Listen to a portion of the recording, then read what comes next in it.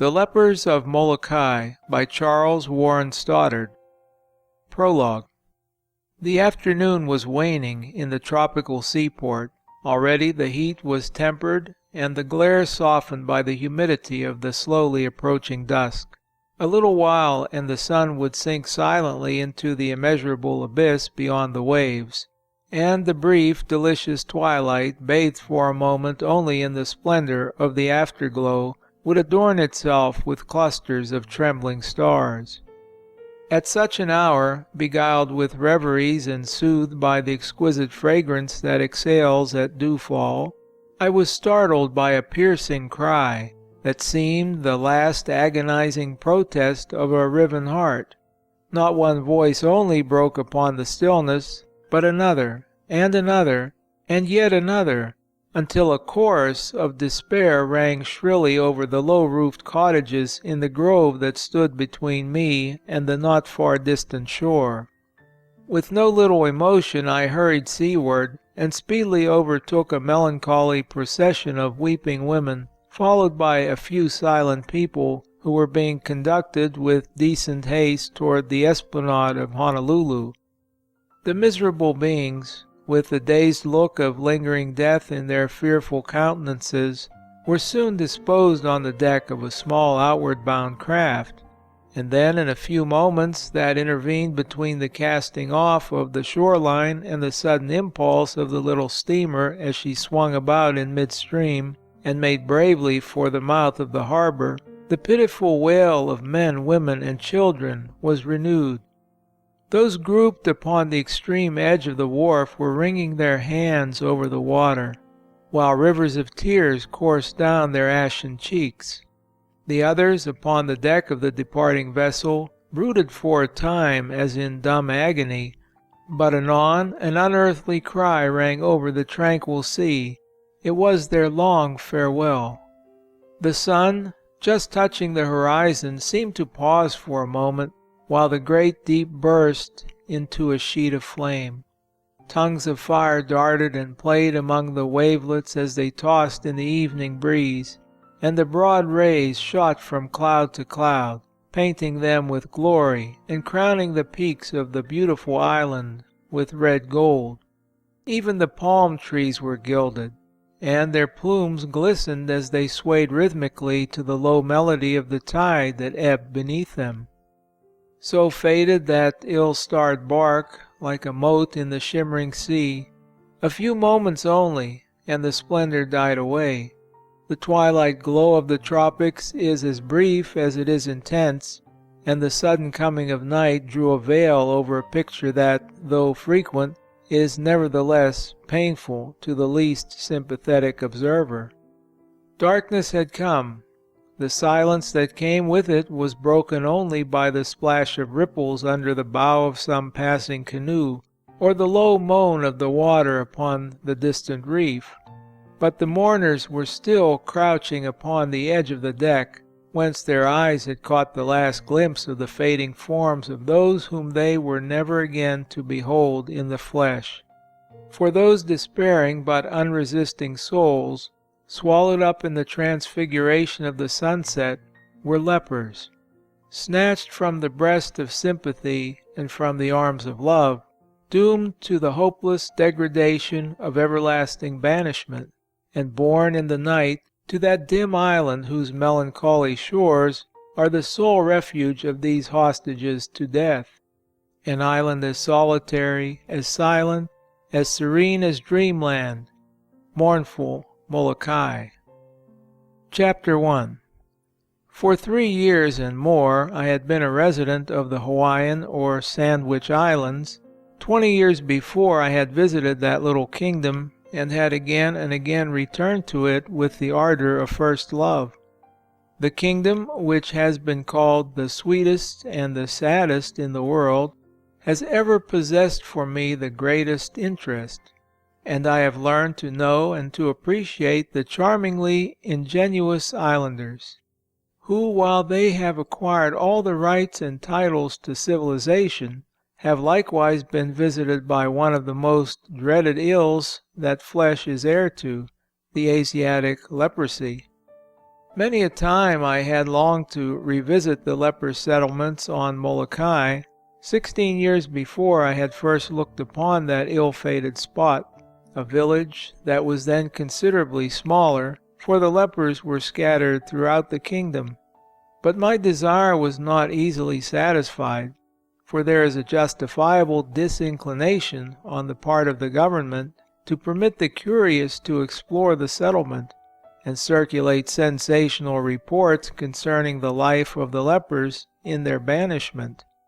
A permission to visit the settlement was finally, by the order of the President of the Board of Health, signed by the Secretary of the Board, and forwarded to my address, together with a polite letter from the President of the Board stating the cause of its delay. It seems that they had resolved that no further permissions should be granted, hoping thus to keep secret the painful truths concerning leprosy in the Hawaiian Kingdom.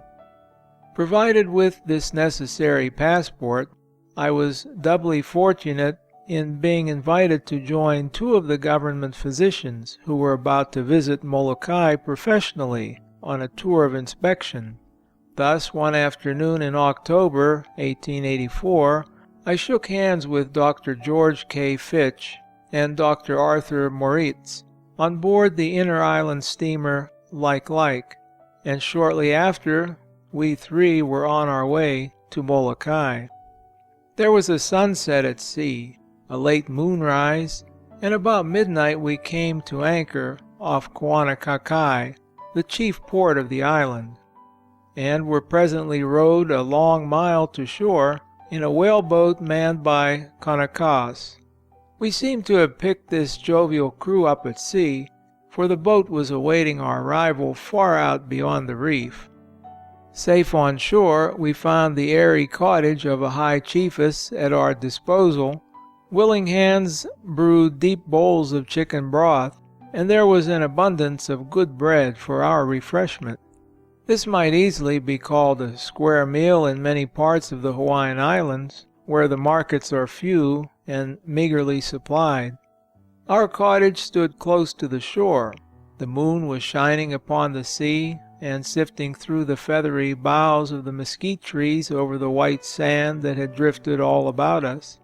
Natives gathered around us, talking drowsily, yet with no thought of sleep, for the arrival of the weekly steamer is the one event in their aimless and easy lives. Small sleep for us that night. The doctors were diagnosing leprosy over their cigars. I listened or dreamed of my former experiences on the island, which has come to be known as one of the most interesting, though the least visited and most solitary of the group. We dozed a little toward dawn, dozed to the murmur of wavelets that broke very softly upon the shore, not a stone's throw distant. But we were hoping to be in the saddle and away before sunrise, and were astir betimes. As is usually the case with the happy-go-lucky Hawaiian, neither beast nor human appeared until 9 o'clock in the day. But we were so glad to get started even at that late hour that we forgave and forgot in a moment. It is a long, hot, dusty ride from the beach to the far edge of the windward cliffs of Molokai. There is no halfway house, no roadside spring, no shelter from the fierce glare of the sun. The salt sea trades blow over the ridge of the island, clothed in clouds of fine red dust. But one is constantly ascending into purer, clearer, sweeter air. And when the rain-swept highlands are reached, the scattering groves of kukui and kamani trees, the deep and verdant ravines musical with sparkling rivulets, the whir of wings, the delicious temperature, the cloud-capped and almost inaccessible heights that shelter the upper regions, beguile one into the belief that he has actually entered another zone. At the end of the third long and monotonous hour we came to a halt and were hospitably entertained by Mr. R.W. Meyer, a pioneer of Molokai, agent of the Board of Health, and superintendent of the leper settlement. On this beautiful height He stands between the world and those who are no longer of it. And but for my passport he could have retained me a prisoner in his family until the return of my companions after their tour of inspection. It is but a mile or two from the Meyer mansion to the brink of the cliff where we were to abandon our horses. There was no longer any need of haste, and we tarried in delightful conversation with the gentleman, whose hospitality is famous, and whose home life is almost patriarchal. The ride to the cliff, through a gently undulating land rich in perennial verdure, was most exhilarating. Our well-baited beasts, seeming to enjoy the bracing atmosphere as well as we, followed with a light foot the trail that wound among umbrageous groves, where the squirrel and the rabbit skipped nimbly. Anon through grassy meadows the pheasant and the plover darted from underfoot at our approach, or beside reedy pools, where the wild duck flocked fearlessly, and were too bold or too weary, after their long flight from Labrador, to take wing again. Cattle and sheep covered the hills, but the shy deer were hidden in the brush, where the quail piped and called, and the wild dove cooed. Indeed, it was difficult to believe that we were still in the tropics, for all these birds and beasts, save only the far-flying duck, are importations, chiefly the property of the king, and each and all of them now thoroughly domesticated. Suddenly we came upon a rustic bar that blocked the way. Here we dismounted, and a lad who had accompanied us thus far took charge of the animals that were to be led back to the pasturage at Mr. Meyer's, there to await our pleasure. The little luggage we had brought with us, it was as little as possible, was deposited on the grass, while we approached a jungle that grew upon the edge of the cliff. Tearing our way through the shrubs and vines, we came upon the brink and looked down. We were 3,000 feet in the air. The whole face of the abyss was a cataract of verdure, breaking at intervals into a foam of flowers, and upon the crest of this cataract we were balanced like the birds of the air. Surely it was a bird's-eye view that thrilled us at that moment. There was a great sweep of sky-blue sea, and a greater sweep of sea-blue sky, and between the two we hung suspended among the branches that bent under our weight. A little sail, looking like a snowflake, seemed ready to melt in the dreamy and delicious distance. A rain cloud was trailing across the horizon. But for this feature we would hardly have known where to draw the line, for sea and sky were as one. Far beneath us was a tongue of land thrust out into the sea. It was sunburnt and dust-colored, blackened at the edges, where the rough lava rocks were uncovered and frothed from end to end with tumbling breakers. Scarcely a tree was visible throughout its length and breadth, but it was divided and subdivided by low stone walls into 1,000 small lots of every conceivable shape, each one perhaps a birthright, and all of them no doubt under cultivation formerly, for Molokai was once densely populated, and this isolated portion of the island was, in those days, a popular resort. On one shore of the lowland was a little hamlet, a handful of tiny white cottages scattered in a green and sheltered spot. On the opposite shore, 2 miles away, was another and somewhat larger settlement, with its cottages more scattered and its garden spots less green. Both of these villages were nestling near the cliffs, one of them quite in the shadow. Between the two there were but few habitations, and at the farther end of the lowland, where it jutted into the sea, there were none at all. Near the center of the lowland was a small, low crater, a hillock with a funnel-shaped hollow in the middle of it, and in the bottom of the hollow a pool of water that rises and falls with the sea tide. The whole plain was like a crust over the water, with a broken bubble in the midst of it. This was the site of the leper settlement on Molokai that has been much written about, and most written about by those who have never seen it. Its history is still almost a mystery, save to the few who have been in some way associated with it. Rumors concerning it, whether true or false, it were difficult to determine, have often redounded to the discredit of the Hawaiian government. Certain it is that in some cases the affairs at the settlement have been deliberately, perhaps maliciously, misrepresented.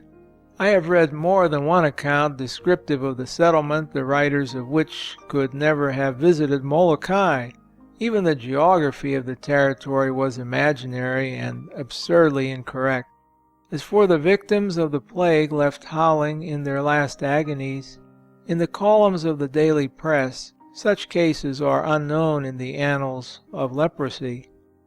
The sun was still blazing upon the plain below us. We were to foot it down the zigzag trail, each with his share of luggage. It was every man for himself now, but the hindermost had the advantage, for there was no one to send tiny avalanches of gravel and dirt into his neck during that perilous descent.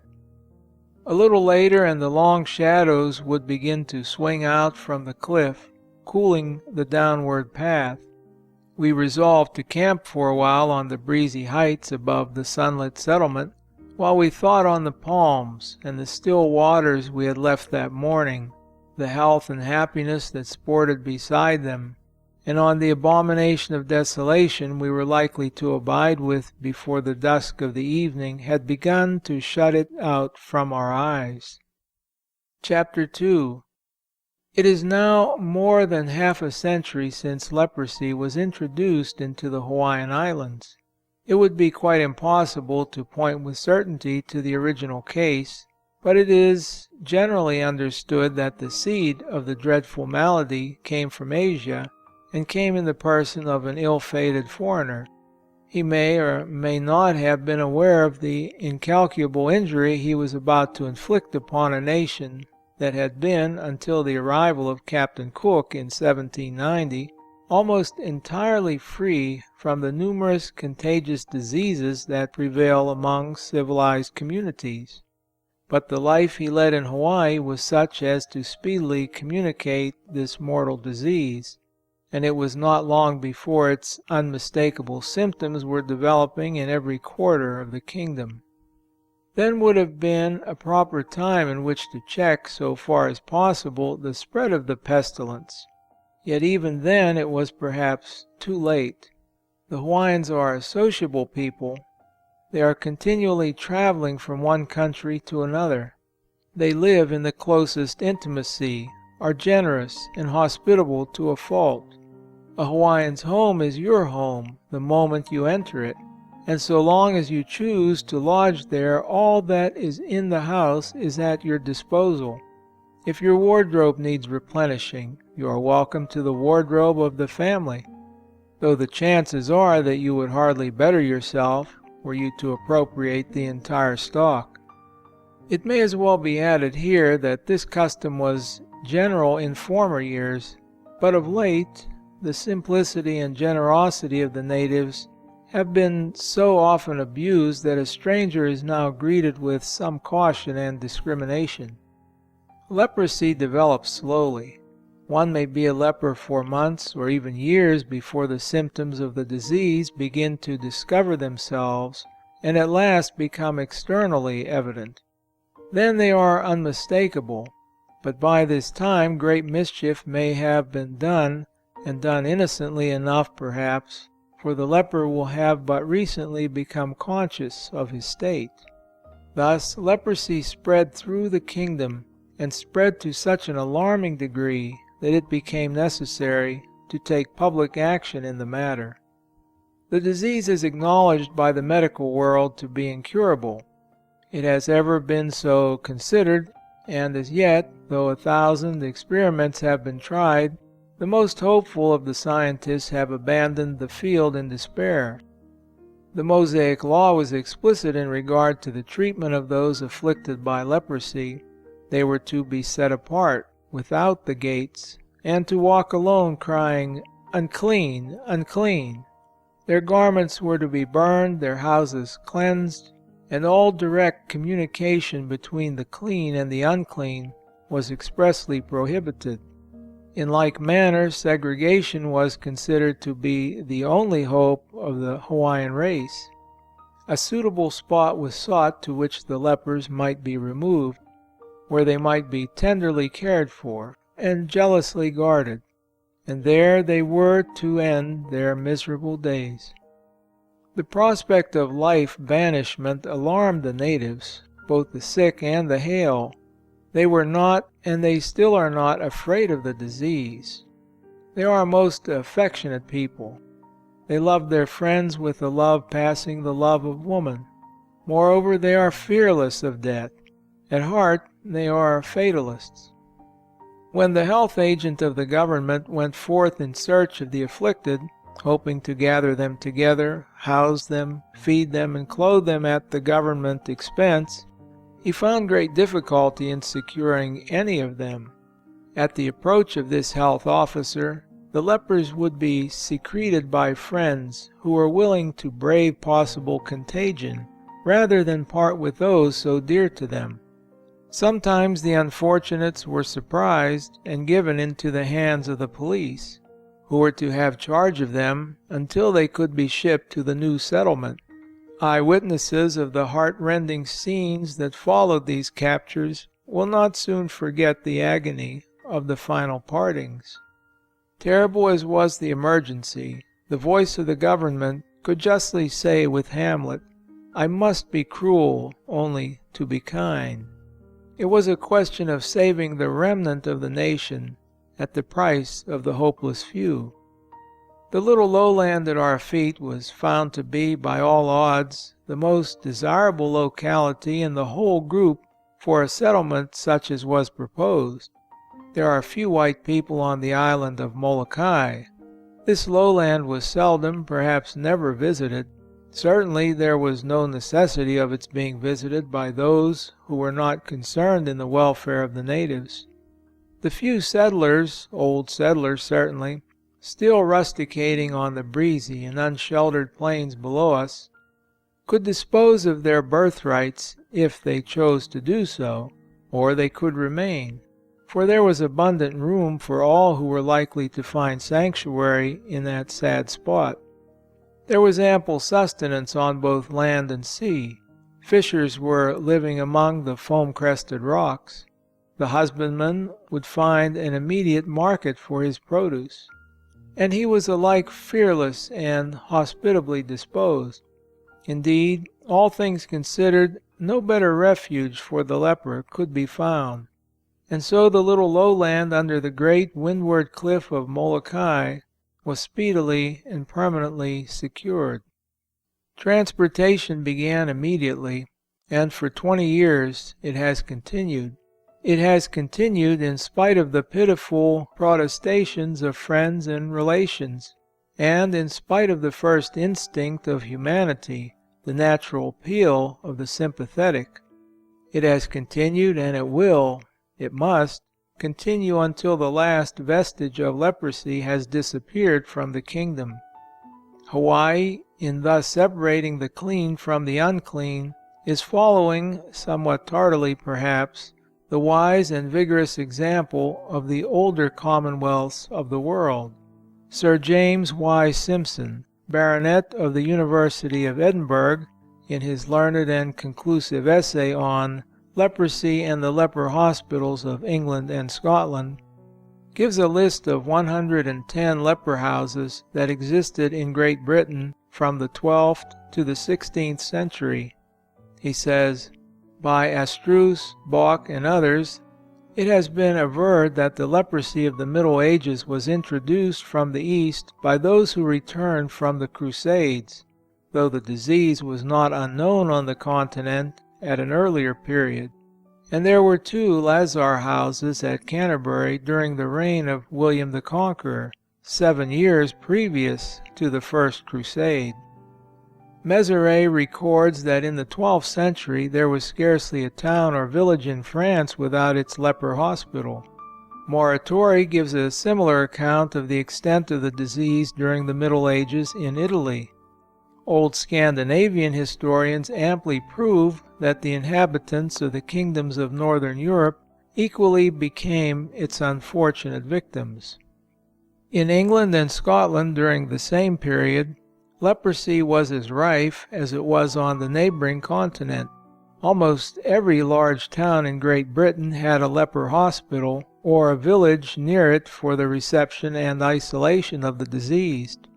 Some of the cities were supplied with more than one lazar house. There were 6 of these establishments at Norwich or its immediate vicinity, and 5 at Lynn Regis. In that age when leprosy flourished, laws were enacted by nearly all the powers of Europe to arrest its diffusion among their subjects. The popes issued bulls regarding the ecclesiastical separation and rights of the afflicted. A particular order of knighthood was instituted to watch over the sick. According to the tenor of various civil codes and local enactments in Great Britain and other countries, says a writer, when a person became afflicted with leprosy, he was considered as legally and politically dead, and lost the privileges belonging to his right of citizenship. Thus we dwelt upon a theme that was now continually uppermost in our minds, and while we sat upon the brow of the cliff, lo, the shadows had swung out over the plain and tinted the shallow shoreline of the sea a deeper indigo. "Come, let us be going," said one of the party, whereupon we shouldered our packs, and with staff in hand, approaching the precipitous trail single file, took the first downward step. It was like plunging into space. Chapter 3.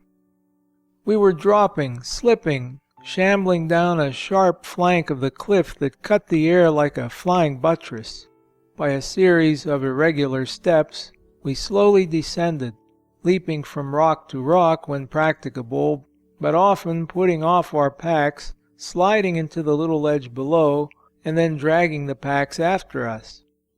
On each side of us was a dense growth of brush, a kind of natural parapet, over which we could hurl a stone 1,000 feet into the sheer depths. But we could not hear it strike. Sea-birds soared above us and below us. Sometimes they hovered just above our heads and eyed us curiously. Then with a stroke of their powerful wings they would soar away, with a cry that was half fearful, half defiant. My brain whirled as I watched them poised in mid-air, and thought of the awful distance between them and the earth. For 2 hours we continued to descend, often pausing for breath, sometimes sinking through weariness, always wondering if this were not the last turn in the zigzag that seemed to wind on to the end of time. Now and then we came upon the carcasses of cattle that had perished in this awful path, for herdsmen are sometimes driven down the steep incline to supply the leper market, and there is always some loss of life in these cases. At intervals we treaded deliciously cool and shady groves, from under whose dense boughs we could look slantwise into the settlement and see men and women moving to and fro. And so at last we came out upon the treeless plain, faint and footsore, at least this was my state, and began to slowly make our way toward Kalaheo, the chief leper village, about 1.5 miles distant. At the lodge, a neat frame building reserved for the exclusive use of the visiting physician and his friends, we deposited our packs, left orders for an early dinner, and proceeded toward the neighboring village. The first glimpse of Kalaheo might lead a stranger to pronounce it a thriving hamlet of perhaps 500 inhabitants. Its single street is bordered by neat whitewashed cottages with numerous little gardens of bright flowers and clusters of graceful and decorative tropical trees. It lies so near the base of the mountain that not a few of the huge stones that were loosened by the rains have come thundering down the heights and rolled almost to the fences that enclose the village suburbs. As we passed down the street, Dr. Fitch was greeted on every hand. He had been expected, for it was his custom to visit the settlement monthly, and many a shout of welcome was raised, and many an "Aloha," the fond salutation of the race, rang from doorway, window, and veranda. One group of stalwart fellows swung their hats in air and gave 3 lusty cheers for Kauka, the doctor, topping them off with a burst of childish laughter. Thus far, inasmuch as we had scarcely looked into the faces of these villagers, they seemed to us the merriest and most contented community in the world. But let it be remembered that we were all in the deep afternoon shadow, and our arrival was the sensation of the hour. By the roadside, in the edge of the village, between it and the sea, stood a little chapel. The cross upon its low belfry, and the larger cross in the cemetery beyond, assured us that the poor villagers were not neglected in the hour of their extremity. As we drew near, the churchyard gate was swung open for us by a troop of laughing urchins, who stood hat in hand to give us welcome. Now, for the first time, I noticed that they were all disfigured, that their faces were seared and scarred, their hands and feet maimed and sometimes bleeding, their eyes like the eyes of some half-tamed animal, their mouths shapeless, and their whole aspect in many cases repulsive. These were lepers. So were they, each of them, that had greeted us as we passed through the village. So are they all, with a few privileged exceptions, who dwell in the 2 little villages under the cliffs by the sea. Other lepers gathered about us as we entered the churchyard. The chapel steps were crowded with them, for a stranger is seldom seen at Kalaheo, and as their number increased, it seemed as if each newcomer was more horrible than the last, until corruption could go no farther, and flesh suffer no deeper dishonor this side of the grave. They voluntarily drew aside as we advanced, closing in behind us and encircling us at every step. The chapel door stood ajar. In a moment it was thrown open, and a young priest paused upon the threshold to give us welcome. His cassock was worn and faded, his hair tumbled like a schoolboy's, his hands stained and hardened by toil, but the glow of health was in his face, the buoyancy of youth in his manner, while his ringing laugh, his ready sympathy, and his inspiring magnetism told of one who in any sphere might do a noble work, and who in that which he has chosen is doing the noblest of all works. This was Father Damien, the self-exiled priest, the one clean man in the midst of his flock of lepers. We were urged to dine with him. Good soul! He was conscious of asking us to the humblest of tables, but we were 1,000 times welcome to the best he had. When we assured him that our dinner was even then in preparation, and that we had packed over with us all the way from Honolulu butter, flour, and other delicacies, he insisted upon our adding a fowl to our bill of fare, with his compliments and his blessing.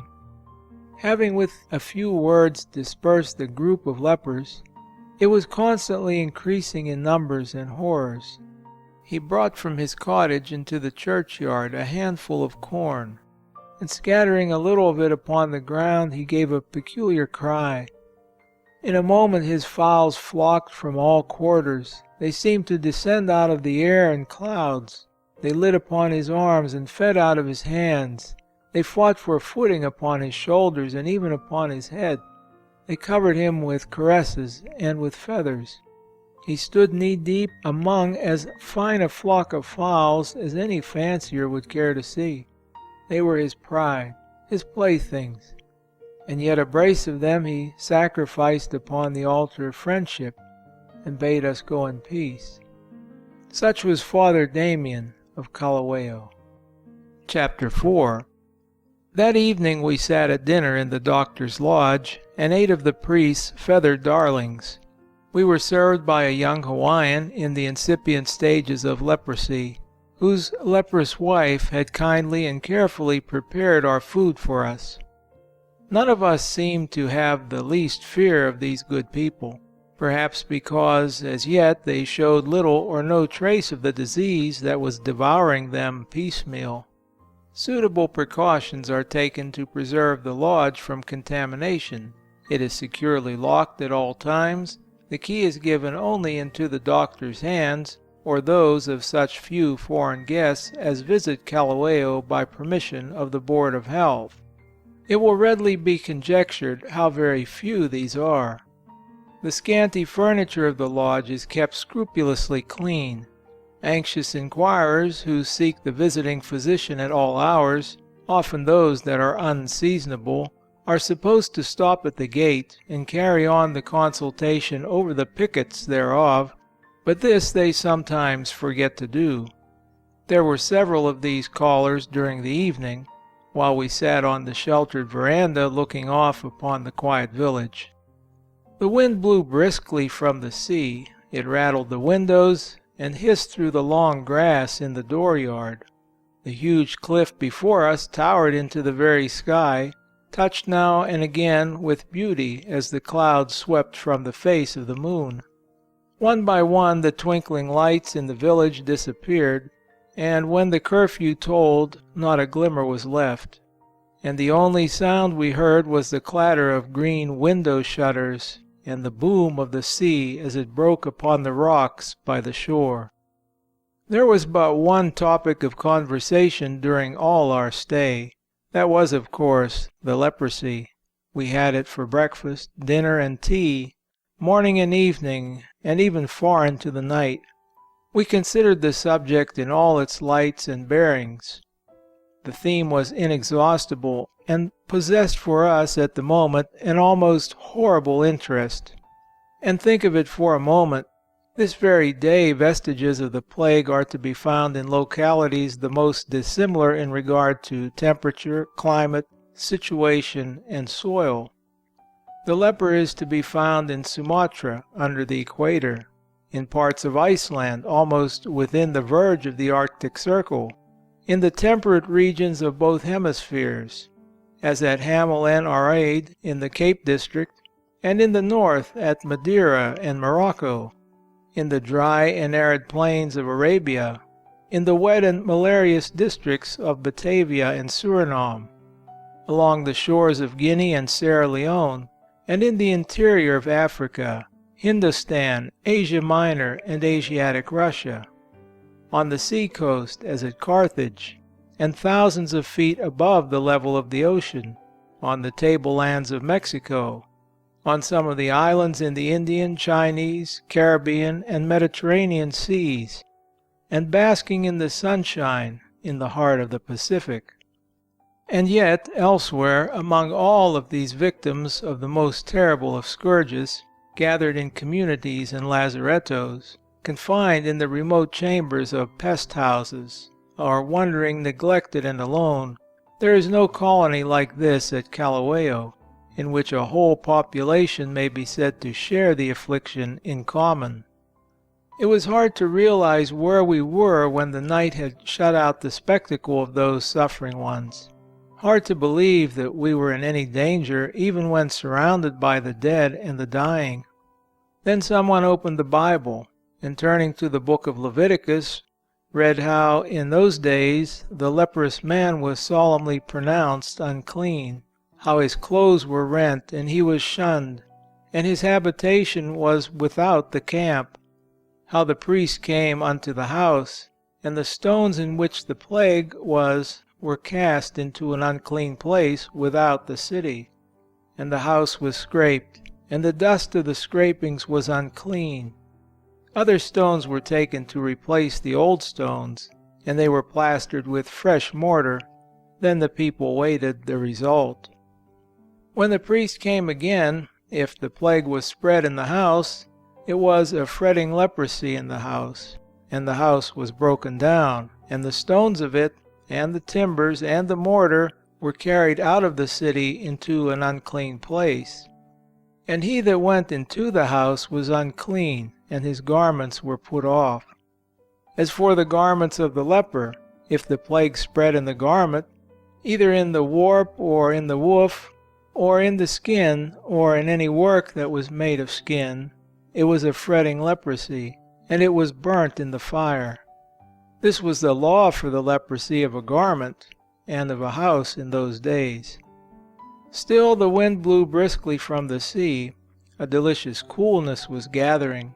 The air was soft and bracing, and the crash of the waves like glorious music. Sometimes a rock came rolling down the cliff, a rock loosened by the wild goats that feed there. Sometimes a wild bird screeched as it swept over us like a shadow. It was a weird night we were passing, in the weirdest of all places. Even the royal families were not exempt, said the doctor, who had been listening to the reading of the Mosaic Law. And they were not. Henry III was suspected of being a leper.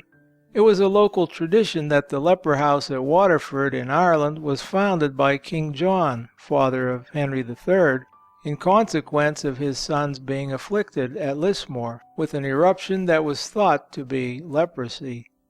Historians have alleged that Henry IV was leprous toward the end of his life. Robert the Bruce died of leprosy, and Baldwin IV, King of Jerusalem, died at the age of 23, a leper. These were the pampered darlings of the throne, and these fell victims to the plague which was centered in that little village within whose borders we were domesticated. As we retired for the night, I could not but think that once in the toils of this insidious charmer, for it seems almost to have a fascination for the Hawaiian, not cedar wood, nor scarlet, nor hyssop, nor clean birds, nor ewes of the first year, nor measures of fine flour, nor offerings of any sort, even though they were potent in the days of the prophets, shall cleanse us forevermore. Chapter 5. There was little sleep that night. I was thinking of my first visit to the settlement in 1868, when the keeper and his family did what they could to make Dr. Lee, the then visiting physician, and myself comfortable. The Walsh family had a history, and a sad one it was. Failing health compelled the retirement of Mr. Walsh from the British Army some years previous to my acquaintance with him. With his wife and children he sought a home in the colonies, that first hope of the young and enthusiastic, the last resort of the despairing. Misfortune and death pursued him from shore to shore. Discouraged by unprofitable speculations in Australia and New Zealand, he settled for the far distant Hawaiian Islands. 7 children had been taken from them by death, but one remained, a good lad though, alas, in delicate health, subject to physical disorders, and therefore a constant source of anxiety. Upon the arrival of the Walshes in Honolulu, it was announced that a keeper was needed at the new leper settlement, one who would make his home with the lepers and devote his entire attention to them. Mr. Walsh offered his own and his wife's services, and they were accepted. The little family at once moved to Molokai and took up their residence at Kalaheo. Upon my visit at that time, the doctor and I sought shelter under their roof, the only refuge available. The house was extremely small. I think there were but 2 rooms in it, but the son was absent for a few days, away in the mountains with some companions, and the living room in which we sat by day, where we ate, and which was also a dispensary on a small scale, was our sleeping room at night.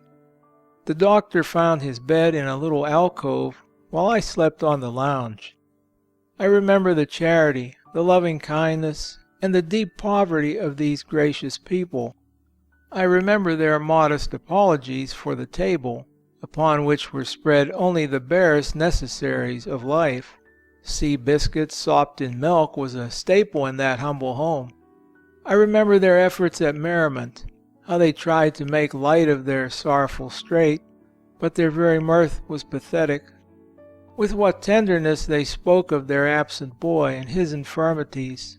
With what fearful hope they pictured his future and their own. One of the half-dozen volumes that constituted the family library was Father Faber's All for Jesus. It was the mainstay of the house. It was taken down at odd moments during the day, put into my hands again and again, that I might read this or that favorite passage, and read it aloud. For Mr. Walsh was rapidly losing his sight, and his eyes were then shielded by double green glasses. Husband and wife worked as one in that vineyard. Many a time was Mrs. Walsh called to the bedside of the dying to lend the aid of her tearful sympathy to some fainting soul in its last agony. 50, yea, 100 times a day were these gentle people called to the door to minister to the wants of some pitiful creature, and very likely someone whom they had seen but a little while before, for they made their rounds frequently between dawn and dark. Other guests they had no hope of seeing, for who would be likely to seek their hospitality as long as they dwelt in that sad place? As we were about leaving the settlement, Mr. Walsh drew me aside, and with charming embarrassment said that he had been searching the house over for some little token to offer me as a souvenir of my visit. The only thing he could find, in fact almost the only thing he had to offer, for he could not part with his crucifix, his rosary, his 2 or 3 pious pictures, or his precious volume of Father Faber, was a little pocket map of the city of Mexico. "You are always traveling," said he. "I shall travel no more, and some day, perhaps, this will be of service to you." I received it gratefully and said, "Mr. Walsh, I will go to Mexico and open this map in memory of your kindness. And some day I hope to do so."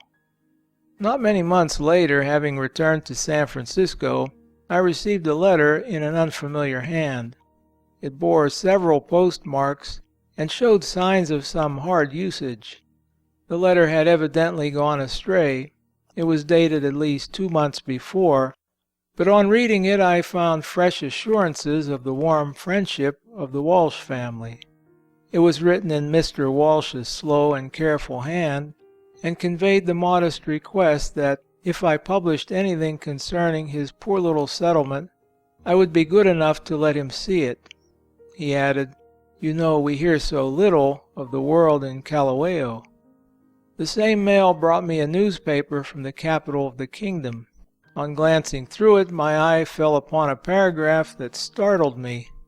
His letter was still open before me, and by the printed lines that grew blurred as I read them, I learned that Mr. Walsh, having become almost totally blind, and beginning to fail so rapidly as to alarm his wife and son, it was thought best for the family to return to Honolulu and seek medical advice. They took the passage in one of the inter-island schooners, never noted for their excellent accommodations, and set sail. The elements were not propitious. Headwinds or calms delayed them, and at last, when they were nearing port, while they reclined upon the deck in the glare of the sun, for the atmosphere of the little cabin was intolerable, Mr. Walsh was seized with a sudden paroxysm, and almost immediately expired. The despair of the mother, as she bowed over the inanimate form of her husband, added to his own natural grief, so wrought upon the emotions of the son that in a moment he became a raving maniac. He had been subject to periods of insanity, and now he had gone mad. His violence was such that it became necessary to lash him to the mast. And in this plight the stricken family ended their mission among the lepers of Molokai. Chapter 6. It seems we were about to enter the valley of the shadow of death. A day had been set apart for the inspection of tenements and of the several wards where the worst cases of leprosy were in charge of leprous friends who were as yet but little crippled by the ravages of the disease. The hospital wards, a row of long, cool buildings, are ranged on 2 sides of a breezy and treeless square. There is an abundance of fresh air and sunshine in Kalaheo, But these life-giving elements cannot aid the hopeless victims of leprosy.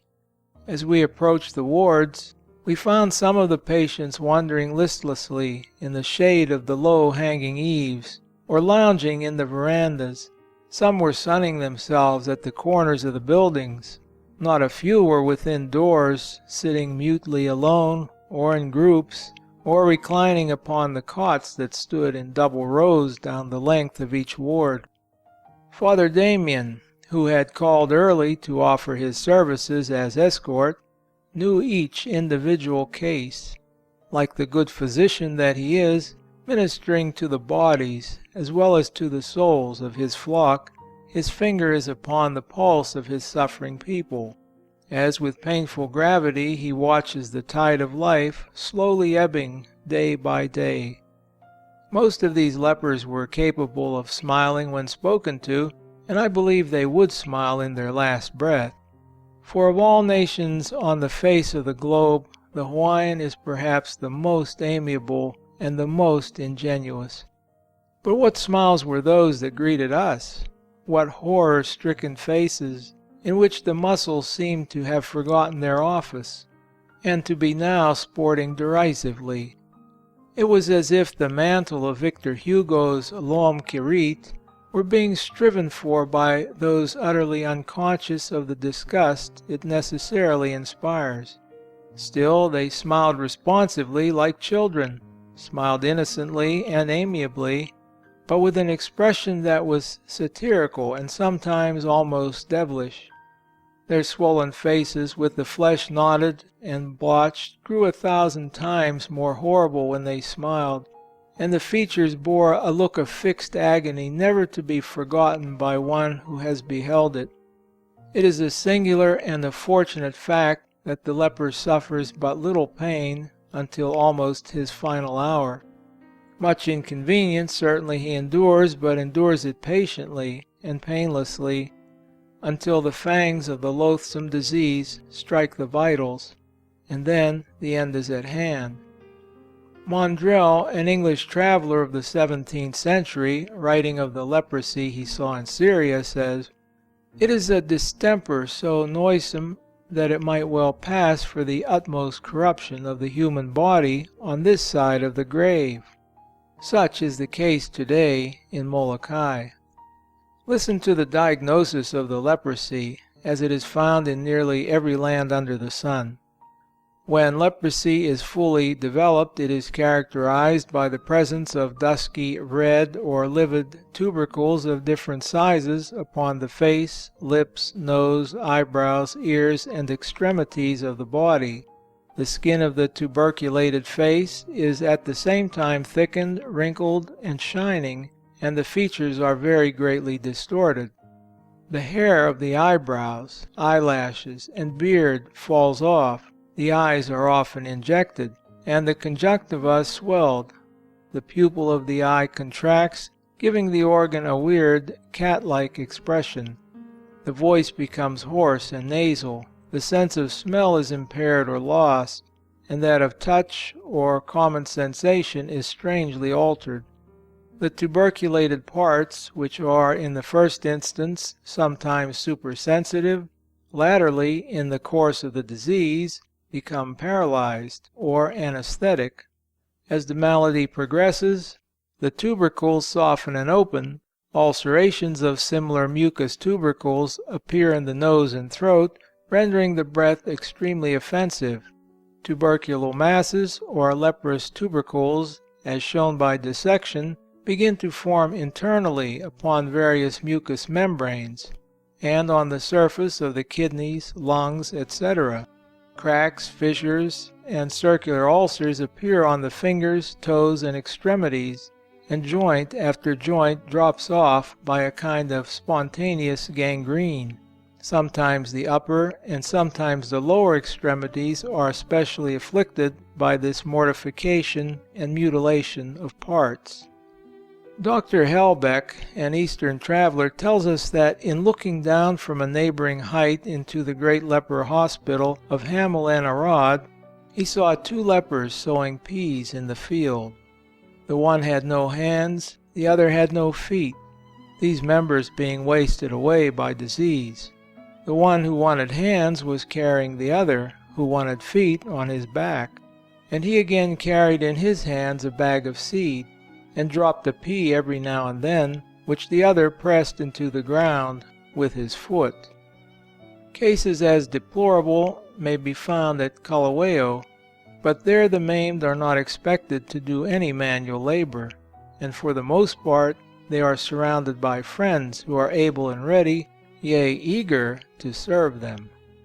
As we were passing through one of the wards, we found a little heap of humanity drawn up in bed and covered all over with a red woolen blanket. Someone raised this covering and exposed a withered face. The eyes did not open. The eyelids, which were like thick films, quivered feebly. The flesh of an arm that lay across the breast was eaten away. It looked as if it had been eaten by rats, but it was only the fang of the destroyer that had struck there. This miserable creature was being fanned by a friend, who smiled complacently as he told us that the old man was dying. Again and again we visited him, and 3 days later found him apparently unchanged. Without eating or drinking, and almost without breathing, he lay curled in an ignominious heap of corruption, awaiting tardy death. His companions were in no wise disconcerted, but dozed on the neighboring cots, played cards in the corner, or sat moodily apart, as if watching for someone, and so they were. They were watching with dogged indifference the approach of the destroyer. They could mark his progress inch by inch in the mortifying bodies of their fellows, and hour after hour this was the sole diversion of the more moody victims. From cottage to cottage, across lots, through garden spots ablaze with brilliant flowers and rank with shrubs of brightest green, lepers were everywhere waiting to receive us. They crouched under the thick banana hedges, or on the smallest of verandas, or squatted upon the floor within doors. Often we found the walls of the rooms papered with illustrations cut from Harper's Weekly, Frank Leslie's, or the London News, and graphic, flaring chromolithographs were not wanting, nor in many cases a crucifix or a holy picture or the beads. But Father Damien made no distinction in the bestowal of his favors, and everywhere he was welcomed as a friend. It seems strange to me that those doomed exiles, who have only to look upon the disfigured faces of their companions to see the living image of their own, have in most cases hearts that are comparatively light, and spirits comparatively gay. And yet they are all, or nearly all of them, dwelling within sound of the busy hammer that is shaping the coffins which are to enclose their remains. That hammer seemed never idle. Coffins were piled where they were visible to all who passed the workshop, and yet 2 or 3 per week are called for, and God's acre is crowded with the dead. When we escaped from the green labyrinth of the settlement, I thought of Dante's emerging from the Inferno under the guidance of Virgil, and clasping the hand of Father Damien, I entered his house, there to digest the experiences of the day. Chapter 7.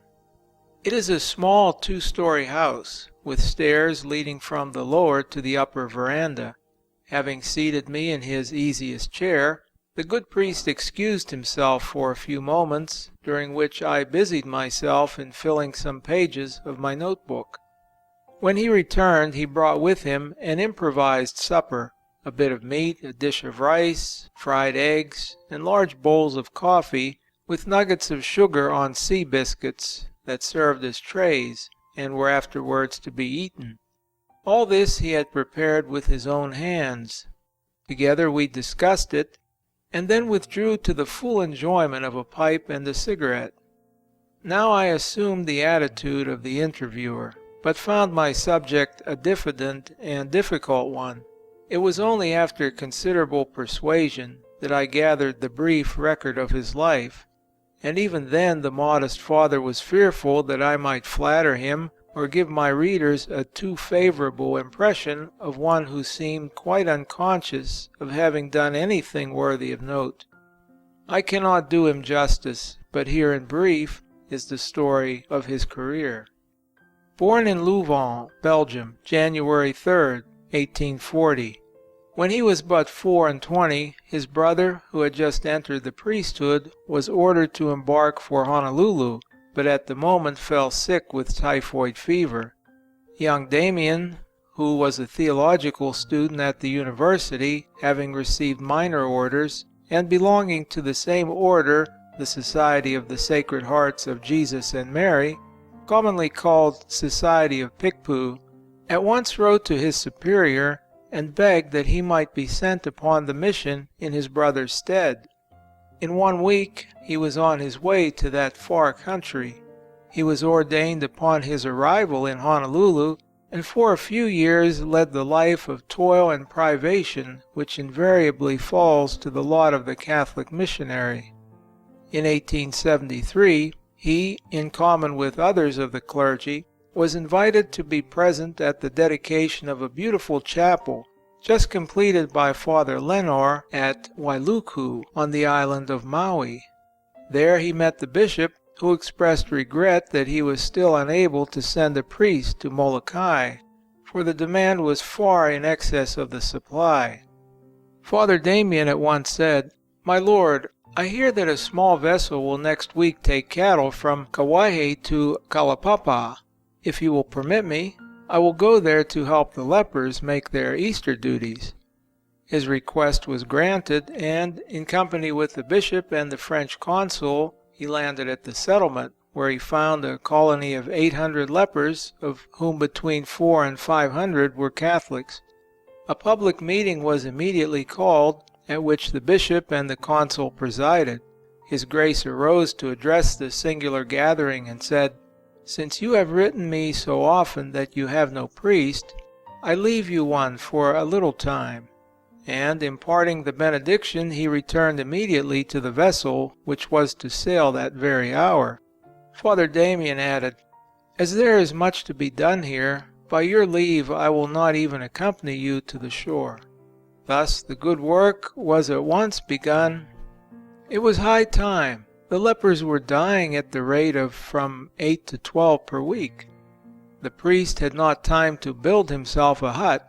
He had not even the material with which to build it, and for a season he slept in the open air under a tree, exposed to the wind and the rain. Soon after he received a letter of congratulation from the white residents of Honolulu, chiefly Protestants, together with some lumber and a purse of $120. Then he put up his little house and began to feel at home.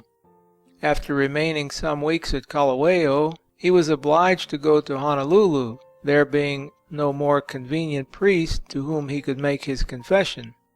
He naturally called upon the president of the Board of Health, who seemed much surprised, but received the priest with frigid politeness. He then asked leave to return to the settlement of Molokai, and was curtly informed that he might indeed return, but that in that case he must remain there for good.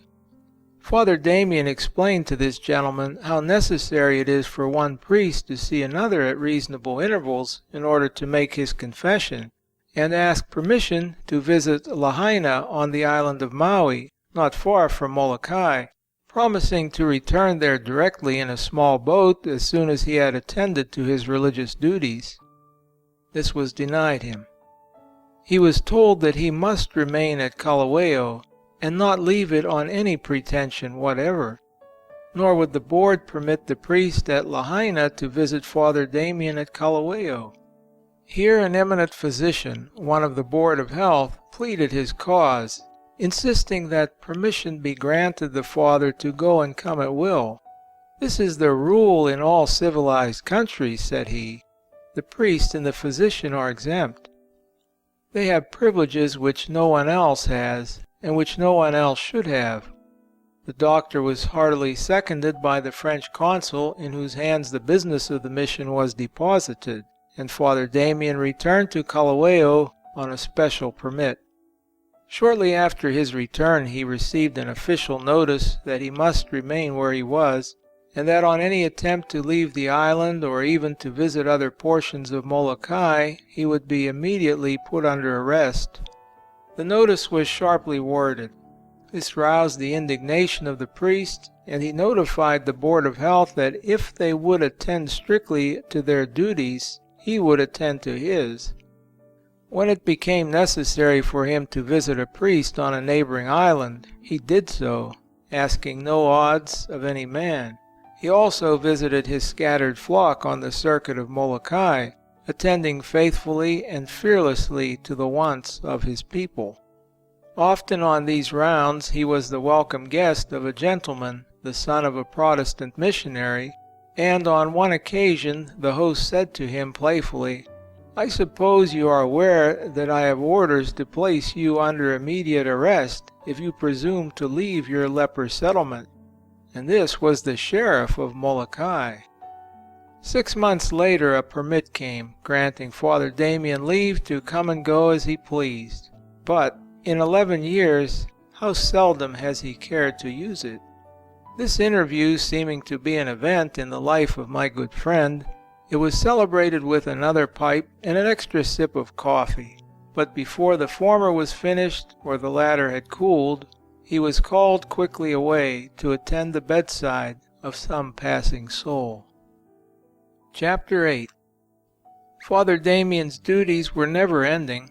From early Mass till long after his flock was housed in sleep he was busy, and when at last he had sought his pillow, it was too often to lie awake planning for the future, and perhaps to be called again into the wardrooms to ease the anguish of the sick or the dying.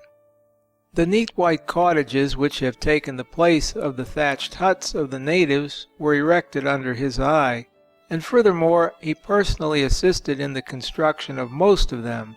The small chapel which he found at the settlement has become the transept of the present edifice.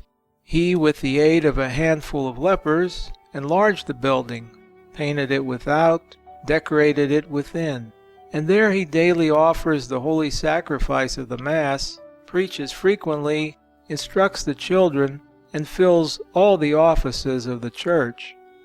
40 orphan boys and girls are under his immediate direction. Houses with dormitories have been erected for them, and the girls, under the direction of suitable instructors, are taught needlework and the domestic arts. It has been found advisable to permit those who are of a marriageable age to marry the partners of their choice, and these marriages are duly solemnized in the presence of witnesses. The spiritual wants of the priest's flock were sufficient to fully occupy his time. On Sundays and feast days there was High Mass at Kalaheo. The celebrant was then obliged to hasten to Kalaupapa, and there again offer the divine sacrifice. Now at noon he was permitted to partake of a little refreshment, the first since midnight, then back to Kalaheo for vespers, benediction, and catechism, over again to Kalaupapa to repeat the offices, and at last, at nightfall, home once more, to look after the affairs of his people, and to cook his own supper and put his house in order for the night. He was indeed Jack of all trades, physician of the soul and the body, magistrate, school-teacher, carpenter, joiner, painter, gardener, housekeeper, cook, and even in some cases undertaker and grave-digger. Great was his need of help, and long was he in need of it before it came. More than 1,600 lepers had been buried under his administration, and the deathbed was always awaiting him, sometimes 2 or 3 of them. Help came to him finally, the welcome aid he had so longed for. "We have not seen Father Albert yet," said he. "Tomorrow I will call for you, and we will visit Kalaupapa." Chapter 9. A light buggy that had seen its best days was standing at the door of the doctor's lodge. A very comfortable beast that rejoiced in the name of William was being fastened to the vehicle with such fragments of harness as had survived the wear and tear of time. Father Damien, the proud possessor of this conveyance, then announced himself in readiness, and we set out for Kalaupapa, the rival leper village about 2 miles distant. It was not a bad road we followed, thanks to the efforts of the energetic priest. But William, whose days are numbered, evidently has no intention of hurrying through any one of them. "Why, you are a little lazy, my William," said the father to his pet, touching him lightly with the stump of a whip. William had paused for a moment, apparently lost in the contemplation of nature.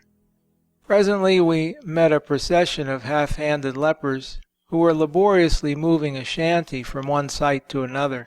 Father Damien tightened his reins, and by way of apology for the possible misbehavior of his steed, said, "He has never seen such a thing, poor beast." But William, being absorbed in thought, passed the phenomenon unnoticed. And so we came to Kalaupapa, beyond the treeless and undulating plain. It is an almost pretty village, bright, sunshiny, and having an air of prosperity, no doubt heightened by the newly constructed dock and the freshly painted whaleboat that was beached beside it. The lesser lions of Kalaupapa were soon disposed of, and we adjourned to the neatest cottage in the village. Flowers blossomed before it, and the land was steeped in sunshine. So was the sea that sparkled but a stone's throw from the dooryard. This was the home of Father Albert, who, in his age and his infirmities, has still the cheerfulness of that sunshine and the sweetness of his well-kept garden spot. He welcomed us in his veranda with silver hair and flowing beard. Books and papers were on his table, pictures upon the wall. The neatly curtained windows admitted the fresh sea breeze. A light repast was offered us. The hospitality of these impoverished priests is proverbial and worthy to be remembered with the widow's mite. Close at hand was Father Albert's chapel.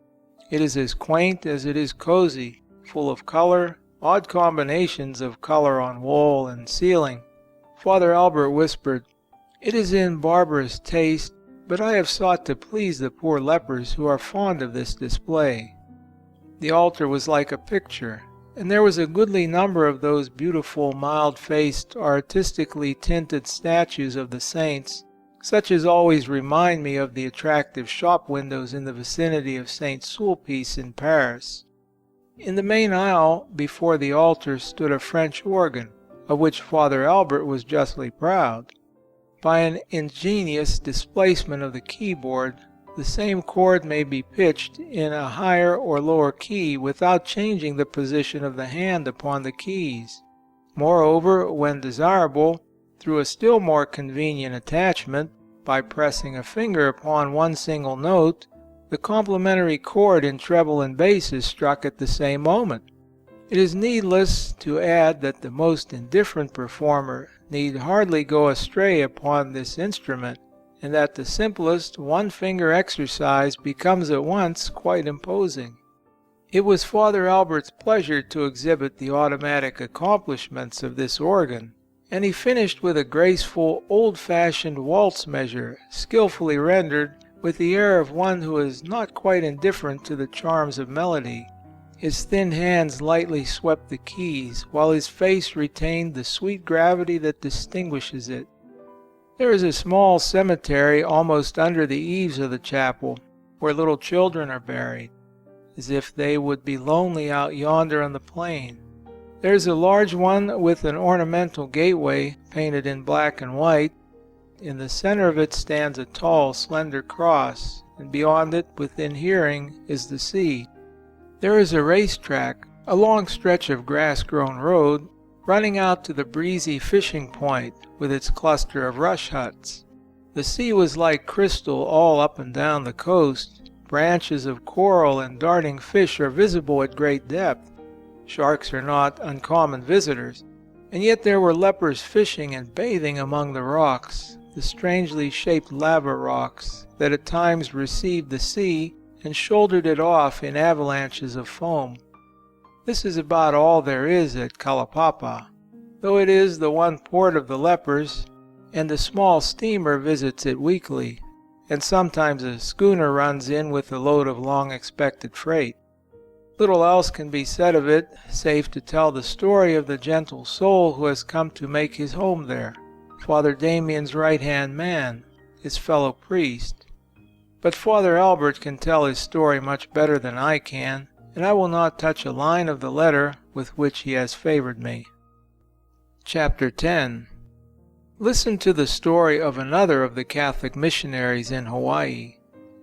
Born in France, in the Diocese of Coutances, in the year 1825, of pious parents, richer in the gifts of grace than in the fleeting goods of this world. My studies, as far as philosophy inclusive, were pursued with a certain degree of success at the College of Avranches and the Petit Séminaire of Mortain, and I received my degree of Bachelier et Lettres at the Academy of Paris. In 1845 I entered the novitiate of the Fathers of Picpus, or of the Sacred Hearts.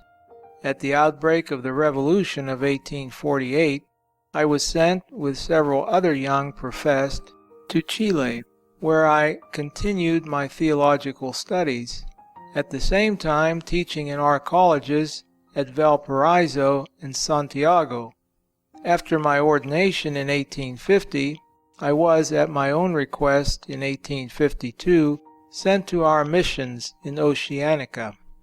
Attached from the first to the Vicariate of Tahiti, I have remained there a little over 20 years, performing the ordinary missionary duties in the archipelago so well named Putmutu. Between Tahiti and Le Gambier, they form a long train of madreporic islets, distant from each other several days' sail, covered with sand and brush, only a few meters above the level of the sea. At that time they were divided into two sections, the distinction between them being well defined, one of which, trading for some time in nacre, mother of pearl, or coconut oil, was to some extent civilized. But unfortunately some deserters from American whaling vessels introduced Mormonism in its highest degree of fanaticism and immorality. The other inhabitants were savages, cannibals, and pagans.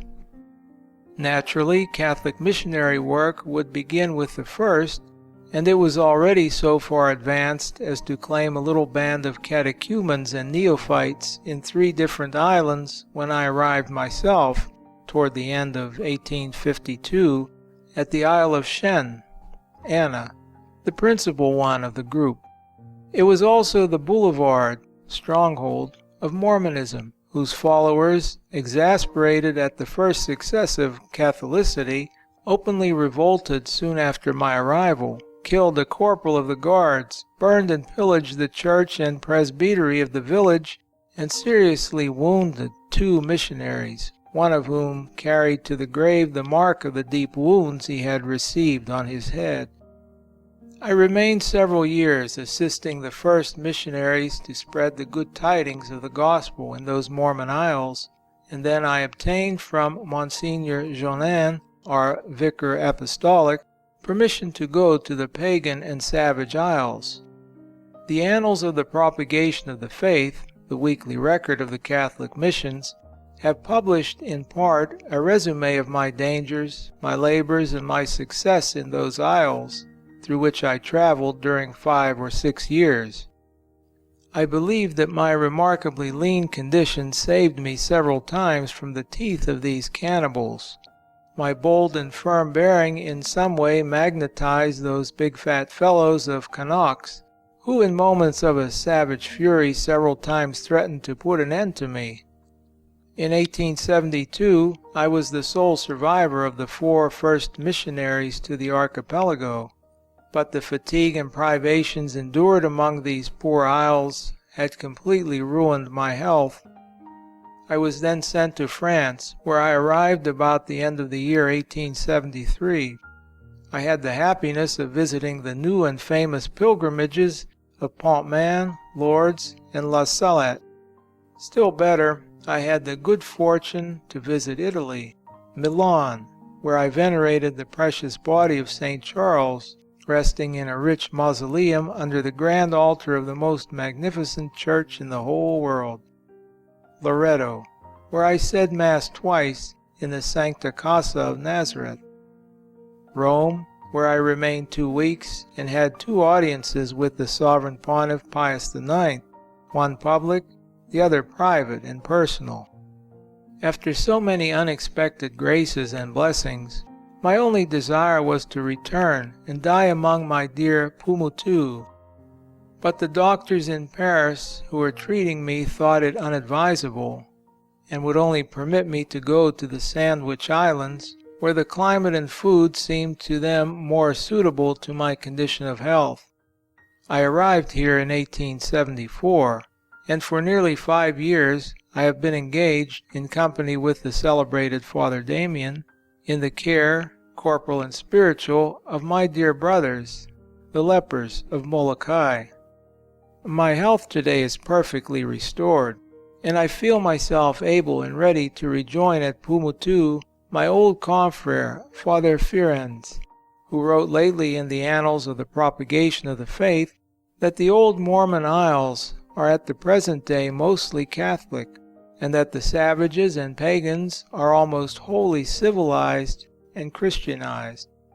I am, however, very happy and content in my present work, and I leave entirely to my superiors to dispose of me as they think best. Chapter 11.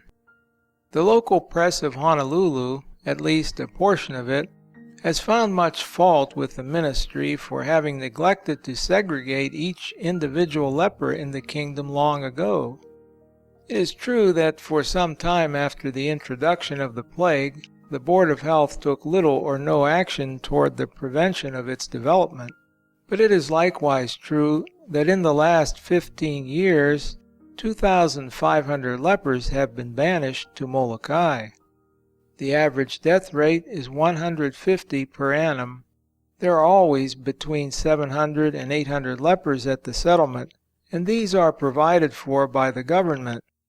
The last biennial appropriation of $90,000 is insufficient, as the President of the Board of Health asserts. For beside the settlement on Molokai, there is a branch hospital near Honolulu, where doubtful cases are held for treatment, and this is nearly always filled. From this branch hospital, called Kaka'ako, the confirmed lepers are shipped to Molokai. Kaka'ako, like Trakidi, is in charge of a sisterhood. The Bishop of Olba, whose life is devoted to the spiritual welfare of the Hawaiian race, at the urgent request of the King and Queen, sent Father Leonor to America to obtain, if possible, the aid of such sisters as were able to endure the hardships of service in Hawaii. 7 ladies of the Franciscan order, established at Syracuse, New York, were shortly on their way. Others are expected to join them, and then some of these devoted sisters will locate at the leper settlement on Molokai. The settlement has been visited by the Princess Regent, and, if I mistake not, by the Queen also. Both take the deepest interest in the welfare of the unfortunates, and in 1884 a very successful fair was held in Honolulu for the benefit of the lepers. On this occasion the several booths were in charge of the Queen, 2 princesses, and the first ladies of the little capital. Nor is the King unmindful of the devotion of the Catholic mission to the good work. In 1881, Bishop Herman, then coadjutor to the late Bishop Magray, paid a formal visit to Kalaheo. It was a great day for the leper settlement. The bishop was to be received with salutes, music, and banners. Triumphal arches were erected. Presently, all being in readiness, a swarm of volunteers went out to watch for the first signs of his lordship's approach. Intense excitement prevailed, and when at last a group of tiny figures was discovered climbing down the huge precipice above Kalaheo, the enthusiasm of the poor lepers knew no bounds. It was a happy day for Father Damien, but he was not then aware of the fete that was in store for him. When the bishop reached the base of the Pali, the cliff, he was received by Father Damien and a deputation from Kalaheo. They then mounted horses and rode solemnly into the plain. The good bishop, who had been overtaken by a rainstorm, was drenched to the skin, but his discomfiture was soon forgotten, for at the first triumphal arch he was received by a body of 800 lepers, with banners flying. Cheers rent the air, the brass band, lepers all of them, struck up a march, and the procession advanced on Kalaheo. In front of the chapel was another arch, more beautiful than the first. Here the entire population had assembled to welcome the distinguished visitor. He excused himself for a few moments only, in order to change his dripping garments for dry ones, and returned to receive the formal welcome and congratulations of the inhabitants. Songs were sung, addresses of welcome delivered, and then his lordship rose to reply. The delight of Father Damien, the most modest of men, had almost made him bold, but to his embarrassment he found himself summoned by his superior to receive publicly the congratulations of the many who were eager to express their admiration and gratitude for the noble self-sacrifice displayed by the young priest. Moreover, added the lordship, I am commissioned by His Majesty to place upon your neck this testimonial of his esteem. And with that the bishop hung upon the breast of the bewildered father the glittering cross of a knight commander of the order of Kalaheo I. 1,000 voices rent the air. Cheer upon cheer, cheer upon cheer woke the slumbering echoes of that silent shore, and there were those who wept with joy at the honor so justly conferred upon their beloved pastor. Father Damien, in his confusion, was about to remove the bauble when he was at once ordered by the bishop to allow it to remain, at least so long as he was a guest at Kalaheo. And again the banners waved, the women wept, and the shouts of the people mingled with the trumpet blast of the band boys, for a red-letter day had stolen unexpectedly into the melancholy annals of Kalaheo. Chapter 12. High Mass at Kalaheo. The solemn mystery offered almost in the spirit of a requiem, for the participants are doomed, and the living are well nigh dead. I was directed by Father Damien to a small enclosure at the left of the altar. It was not unlike a witness box. A railing enclosed the single seat, and no leper was ever permitted to open the gate that shut me in. The neatly robed sanctuary boys were all disfigured, some with pitiful, distorted features, but fortunately none of these seemed to suffer any pain or much inconvenience, though fingers and toes are in many cases missing, and the eyelids are thickened and drawn out of shape. The very beautiful sacramental vessels, of richly wrought gold, were sent to Father Damien by the Superior of St. Roche in Paris. They are used only at High Mass.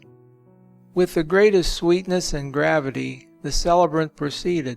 The chapel was filled with worshippers, and all of them seemed to be singing or trying to sing simple refrains that sounded strangely enough in the hoarse throats of the singers. The devotion of the Catholic Hawaiian is remarkable, because the race is much given to childish levity, and I have nowhere else seen such evidences of genuine contrition, certainly not in the meetings presided over by native ministers. The American Protestant missionaries having retired from the field and left it in the hands of the aborigines. What a contrast was here! The bright altar cleanly furnished, the young priest, a picture of health, chanting with clear, ringing voice the Pater Noster.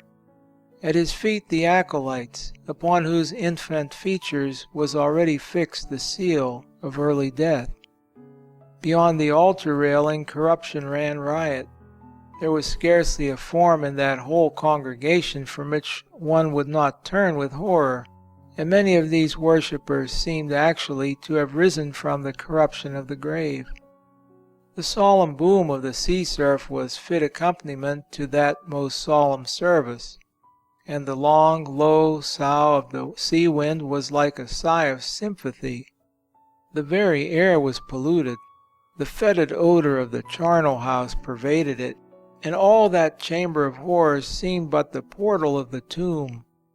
This is the feast of the Master, as celebrated at Kalaheo, and to celebrate it thus is Father Damien's blessed privilege.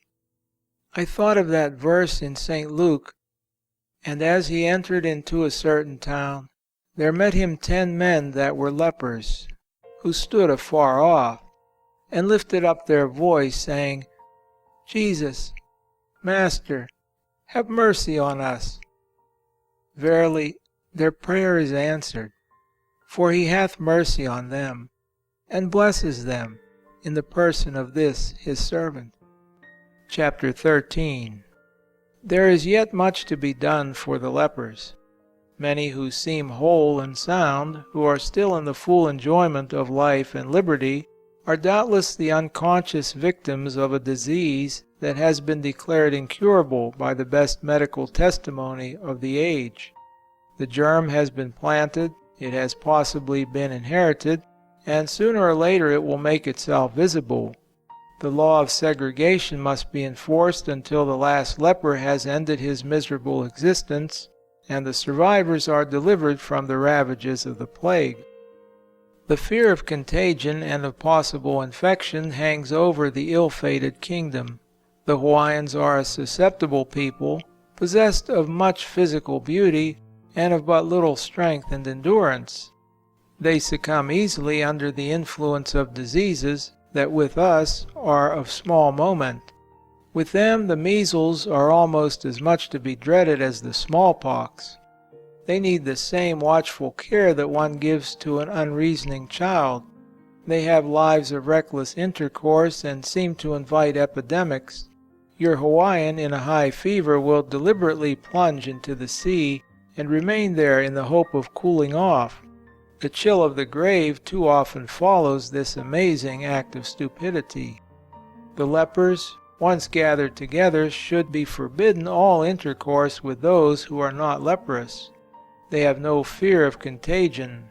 They divide their garments among their friends. They pass a pipe from mouth to mouth, Indian fashion. They marry even where one or the other is known to be leprous. At Kaka'ako, the lepers are on one side of a high picket fence. Their friends on the other side spend hours daily in affectionate intercourse, passing the pipe back and forth, fondling one another, and even kiss at meeting and parting. That the sisters of Kaka'ako, who certainly have their own poor lodgings, but who are constantly mingling with the lepers, may yet fall victims to the plague, is by no means unlikely. Even where great care is taken to avoid contact with a leprous person or a leprous object, the leprosy has finally developed, and in such cases the direct cause of it cannot be traced. Father Damien's escape, after 11 years of intimacy with the worst known cases, after having nursed the sick and buried the dead, more than 1,600 of them, can be looked upon as almost miraculous. He is working with them and for them night and day. His intimates are lepers. His house is hardly ever free of them. It is true that he does his own cooking and his own housework, and whatever is to be done about the altar, a native, not a leper, washes for him and mends his clothing when necessary, but the tools that are so often in his hands are handled by lepers, and whatever is passed about the village comes to him from those who are, to put it broadly, in all stages of decomposition. This is also the case with all who are brought in contact with lepers at large, those who are not at the settlement, and it must continue to be the case so long as a leper is left unconfined. I remember how one day as we were walking among the wards of the hospital at Kalaheo, Father Damien turned suddenly to us and said, Ah, here's something dreadful I must show you." We approached what seemed a little bundle of rags or rubbish, half hidden under a soiled blanket. The curious doctors were about to examine it when the good Father seized me and cried excitingly, "You must not look! You must not look!" I assured him that I was not at all afraid to see even the worst that could be shown me there, for my eyes had become accustomed to horrors, and the most sickening sights no longer affected me. A corner of the blanket was raised cautiously. A breathing object lay beneath. A face, a human face, was turned slowly towards us. A face in which scarcely a trace of anything human remained. The dark skin was puffed out and blackened. A kind of moss or mold, gummy and glistening, covered it. The muscles of the mouth, having contracted, laid bare the grinning teeth. The thickened tongue lay like a fig between them. The eyelids, curled tightly back, exposed the inner surface, and the protruding eyeballs, now shapeless and broken, looked not unlike bursted grapes. It was a leprous child, who within the last few days had assumed that horrible visage. Surely the grave knows nothing more frightful than this. Similar cases are rare.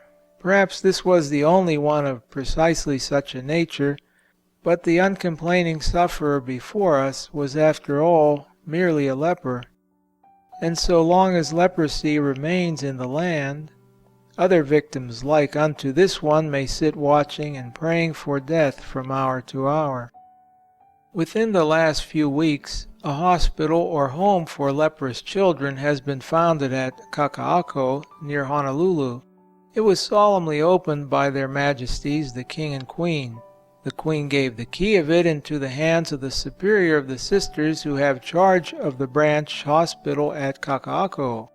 Then the King graciously decorated the lady with the Order of Kapulani. Father Leonor, through whose earnest efforts the aid of the admirable Franciscan sisters was secured, has also been decorated by the King. Indeed, Their Majesties and the present Cabinet have shown the deepest interest in the welfare of the lepers, and probably all that it is possible to do for their relief and for the security of the nation is being done. In this respect, the little kingdom of Hawaii is worthy of the sympathy and the admiration of the world. Better accommodations are needed at the settlement, a much larger appropriation.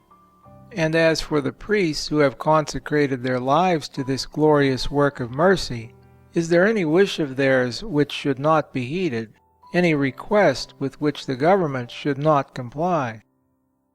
Chapter 14. In those last days I used to seek the Father and find Him, now at the top of a ladder, hammer and nail in hand, or in the garden, or the hospital ward, or the kitchen, or away on a sick call, as the case might be. It was seldom He could sit with me, for not a moment was He really free. Once I captured Him on a plea of paying my parting call.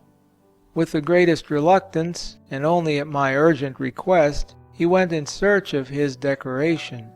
It was found in its neat morocco case, hidden away in an unvisited corner, with the dust an inch thick on it. "It is not for this that I am here," said he disparagingly, and he acknowledged that he had never put the ribbon about his neck. Indeed, he had hardly looked at the bauble since the day when the Bishop desired him to wear it for the gratification of his simple flock. Once I wandered alone into the chapel. A small organ was standing near an open window. Beyond the window was the very pandanus tree under which Father Damien found shelter when he first came to Kalaheo. I sat at the instrument dreaming over the keys and thinking of the life one must lead in such a spot, of the need and the lack of human sympathy, of the solitude of the soul destined to a communion with perpetual death. And hearing a slight rustling near me, I turned and found the chapel nearly filled with lepers, who had silently stolen in one after another at the sound of the organ. The situation was rather startling, but when I asked where Father Damien might be found, they directed me and stood aside to let me pass. I found him where I might have known he was likely to be found, working bravely among his men. He by far the most industrious of them all. As I approached them unobserved, the bell of the little chapel rang out the Angelus. On the instant they all knelt, uncovered, and in their midst the priest recited the beautiful prayer, to which they responded in soft, low voices, while the gentle breeze rustled the broad leaves about them, and the sun poured a flood of glory upon their bowed forms. Lepers all of them, save the good pastor, and soon to follow in the ghastly procession, whose motionless bodies he blesses in their peaceful sleep. Angelus Domini, was that sight not pleasing in the eyes of God? Chapter 15. Farewell. The time had come to say farewell. The evening before our departure we saw a pleasant phase of life at the leper settlement. The little steamer that visits them at intervals was due. Long before sunset a faint smoke cloud on the horizon heralded her approach, and the news spread like wildfire from Kalaheo to Kalaupapa. The excitement grew as the steamer drew near, and when she passed the little land of the proscribed and blew a shrill, long blast that was echoed in a half-dozen neighboring valleys, everyone who was able to leave his bed was on his way to the landing. Many horses are owned at the settlement, and there is dry pasturage for many more. The cavalcade and the infantry soon depopulated one village and filled the other to overflowing. More lepers were arriving, and were welcomed with tears of sympathy to their new home. The scene was pathetic beyond description, and were it not evident that the exiles are as comfortable and as happy in course of time on Molokai as they can be anywhere in the world, nature would revolt at the spectacle. It is undoubtedly best as it is, and it is as well as it can be under the circumstances. That was a gala night at Kalaupapa, but we were thinking most of our departure on the morrow. We had chosen another trail up the Pali. There are but two, and it may almost be said of them that each is more dreadful than the other. As is usually the case, we were assured that the ascent was easy, that it had been made in 50 minutes and without suffering much fatigue. We began gaily enough. The path bordered a pretty curve of the shore, and then led up onto a wooded plateau where the view was charming, the air delicious. For a time we threaded a grove, and beyond that the trail was shaded at intervals, while the underbrush hedged us in as we rounded the shoulders of the cliff. Anon came steep acclivities, with stretches of bare, sun-heated rocks where our hearts fainted, at least mine did. There was one terrible bit of wall-like cliff that was almost perpendicular. It crumbled as we clung to it like cats, and when I looked below to find footing, I discovered that the rock upon which I was stretched in an agony of suspense was apparently overhanging the sea. The deep green water was far below me. I felt as if I were climbing into the sky, and then I nearly fell from sheer fright. But a cloud blew down upon us. They fly low in that latitude.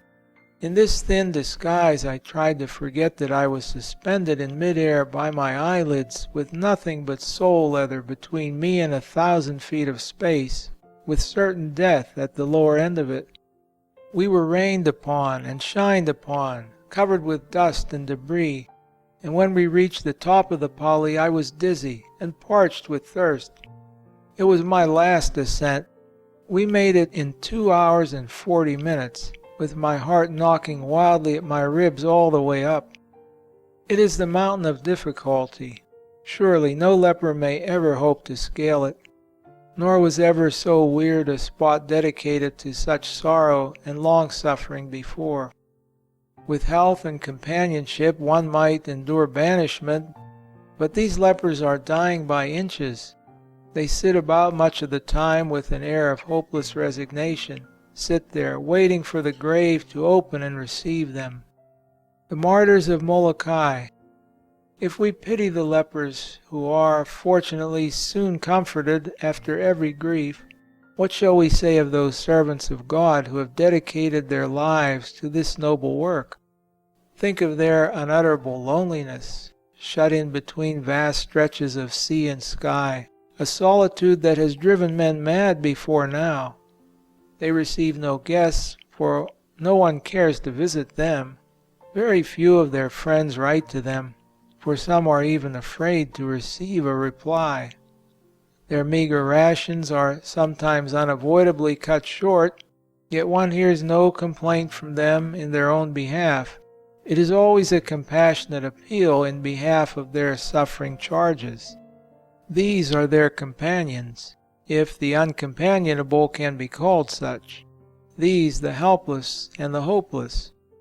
And over the devoted heads of those involuntary martyrs hangs ever the possible, yea, the probable fate that is hourly expiated in revolting and ignominious death. Take heed, O people, lest in these self-sacrificing ministers ye entertain an angel unawares. Untrumpeted, incomparable heroes, verily they shall receive their reward. Epilogue. When I laid down my pen at the close of the last chapter of this lamentable narrative, it was with a sigh of relief that I turned to more cheerful themes. I believed that the worst had been told, and that henceforth I could think of the pastor of Molokai as of one standing sentinel over the haunt of affliction, wrestling night and day with the angel of death. His body clean as the soul that encases it, uncontaminated in the midst of contamination, an impenetrable armor shielding him from the poisoned darts that assail him on every hand, and he a living witness to the certitude of a special providence. Such indeed he has been for more than a decade. But within a 12-month from the time when together we sat with the dead and the dying, when I saw with my own eyes the evidences of his wholesome and holy influence, and heard with my own ears of the works of mercy to which he has consecrated his life, heard it from the lips of those whose hearts were overflowing with gratitude, in one brief year he has been seized, treacherously, I might almost say, and his fate is sealed in common with that of his ill-starred flock. Yet there is more Christian valor in his surrender than in many a conquest that is blazoned in the annals of history. Listen to these passages from a letter recently received from Kalaheo. Since March last, my confrere Father Albert has left Molokai and this archipelago, and has returned to Tahiti and the Paumotu. I am now the only priest on Molokai, and am supposed to be myself afflicted with this terrible disease. Impossible for me to go any more to Honolulu, on account of the leprosy breaking out on me. Those microbes have finally settled themselves in my left leg and my ear, and one eyebrow begins to fall. I expect to have my face soon disfigured. Having no doubt myself of the true character of my disease, I feel calm, resigned, and happier among my people. Almighty God knows what is best for my own sanctification. And with that conviction, I say daily a good fiat voluntas tua. Please pray for your afflicted friend, and recommend me and my unhappy people to all servants of the Lord. It is the beginning of the end. Already his garment is a winding sheet, and the grave awaits him in the mouth of the dark valley. Is this the reward of virtue and of piety, humility, and devotion? No. All worldly distinctions are as nothing in comparison with the home which awaits him eternal in the heavens. Death, even such a death as his, comes honorably to one who exchanges a life of voluntary sacrifice for a crown of glory. A little while, and he will have perished in the foul embraces of that ghoulish monster, whose ill-begotten brood is scattered even unto the ends of the earth.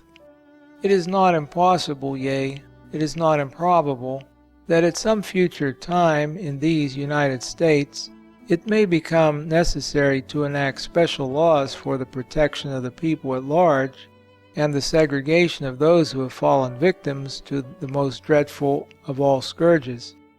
The seeds of the plague are sown in the track of the Chinese coolie, and the fact should be considered in season, for anon we may hear the hopeless cry ringing from shore to shore, "Too late, too late."